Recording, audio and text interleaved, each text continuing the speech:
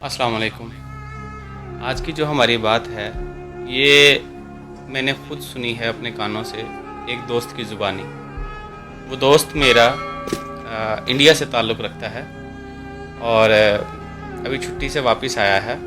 तो हम लोग साइड विज़िट पर निकले हुए थे तो कुछ परेशान लग रहा था। मैंने सोचा कि इससे पूछें कि क्या परेशानी है, क्या मसला है इसके साथ। तो मैंने उसको पूछा कि दोस्त क्या बात है, क्यों कुछ उदास लग रहे हो, परेशान लग रहे हो, अभी अभी आप छुट्टी से आए हो, क्या फैमिली की याद आ रही है? उसने बोला नहीं ऐसी बात नहीं है।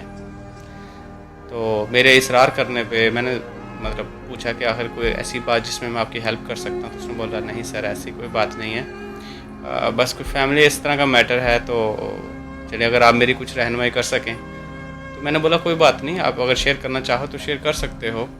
तो उसने मुझे बताई एक बात, मैंने सोचा वो बात आप दोस्तों से शेयर करूं। तो आप भी अपनी राय ज़रूर दीजिएगा नीचे कमेंट में जब आप ये बात सुने। तो बात ये है कि वो अभी जब गया तो वहाँ पे मैंने उससे बात करने की कोशिश की, लेकिन उससे इंडिया में बात हो नहीं सकी। एक्चुअली वो बहुत ज़्यादा परेशान था अपनी फैमिली को लेके।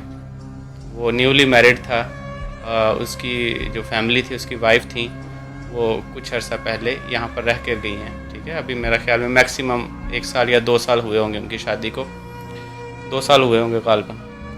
तो शादी भी अरेंज मैरिज है, कोई लव मैरिज नहीं है कि वो अपनी पसंद की शादी की हो। अब उनकी वालदा की पसंद की शादी है और वालदा का और बहू का वही जो सास बहू वाला मसला है वो घर के अंदर चल रहा है।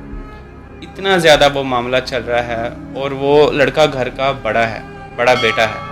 अब उससे छोटे 2 बेटे हैं, 2 भाई हैं उसके। ठीक है, अब उनकी भी सरपरस्ती उसके पास है। अब वो बेचारा शशोपंत का शिकार हुआ है कि मैं क्या करूं सर, मुझे कुछ समझ नहीं आ रही है। वालदा खुद उनको लेकर आई हैं। अभी वालदा जो है छोटी छोटी बात पर उनको टोकती हैं। ठीक है, अगर मैं उनके पास बैठता हूं तो ऐसे लगता है जैसे वो राइट है, मेरी वाइफ, और वालदा गलत है। जब मैं वालदा के पास बैठता हूँ तो ऐसे लगता है जैसे मेरी वालदा ठीक हैं और मेरी वाइफ गलत है। लेकिन बातें बिल्कुल माइनर सी होती हैं। यकीन कीजिए वो बंदा इतना डिप्रेशन में महसूस हो रहा था कि उसको समझ नहीं आ रही थी और उसकी आंखों में पानी आ गया बात करते हुए। ठीक है, अब वो पूछ रहा है मुझसे कि सर मैं क्या करूं ऐसा कि मैं वाइफ को अकेले घर लेकर नहीं दे सकता। अगर मैं हो जाऊंगा, मेरे वालिदैन बूढ़े हैं, मेरे छोटे बहन भाई हैं, तो मुझे वो भी समझ में नहीं आ रही है। और वाइफ जो हैं वो इवन के 2 दफ़ा उन्होंने सुसाइड अटैम्प्ट की है। ठीक है, डिप्रेशन में आकर वाइफ ने। वालदा बूढ़ी हैं, वो छोटी छोटी बात पर जज्बाती हो जाती हैं। वो उनको ऐसे ट्रीट करती हैं जैसे अपने बेटों के साथ। हम बेटे हैं, हम बर्दाश्त कर लेते हैं हर चीज़। जो दूसरे घर से आई होती है वो कुछ बर्दाश्त करती हैं, कुछ नहीं बर्दाश्त करती। अब उसके पास कोई सलूशन नहीं है और मैं भी वहाँ पर चुप कर गया क्योंकि मेरे पास भी इस चीज़ का सलूशन नहीं था। अब उसको क्या करना चाहिए, क्या नहीं करना चाहिए, इस बात की कुछ समझ नहीं आ रही है। वो एक उसकी सैलरी, उसका बजट इतना नहीं है कि वो कंटिन्यूसली परमानेंटली अपनी वाइफ को, अपनी फैमिली को अपने पास रख सके।